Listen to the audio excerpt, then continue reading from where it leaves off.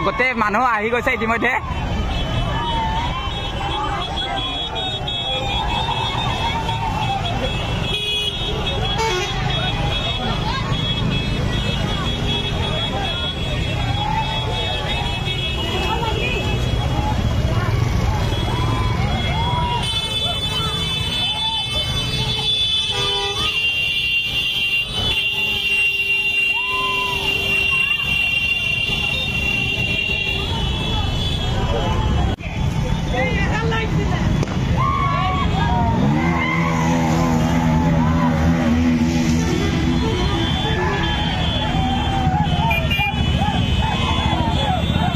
বৰ্তমান আছো ৰুমৰ ভিতৰত আৰু এটা বিশেষ ভাল লগা দিন যে আহি পালেহি উইংছ হাজৰিকা শিৱসাগৰ ৰাজপথত ভিৰ হৈ গৈছে উইংছ হাজৰিকাক চাবলৈ আৰু শিৱসাগৰ যিগৰাকী ব্যক্তি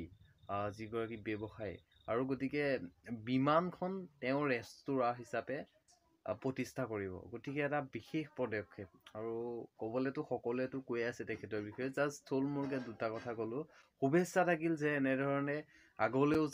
যে অসমৰ নাম অটুট ৰাখে ধৰি লওক এতিয়া অসমৰ কোনো ঠাইত এনেকুৱা এখন ৰেস্তোৰাঁ নাই যে বিমানত গতিকে তেখেতে এটা মনত ভাৱ লৈ যে ইমান ভাল এটা কাম কৰিব গৈছে গতিকে কিছুমান নিগেটিভো আছে কিছুমান পজিটিভো আছে তাৰ মাজত পজিটিভটো ল'ব লাগে নিগেটিভো ল'ব লাগে দুইটাই ল'ব লাগে কমচে কম মানে দুইটা ল'লেহে যিকোনো কাম তাত ছাকচেছ পায় আৰু গতিকে তেখেতক শুভেচ্ছা থাকিল ধন্যবাদ আৰু গতিকে ভিডিঅ'টো উপভোগ কৰক আৰু তেওঁৰ ফূৰ্তি চাওক কেনেকুৱা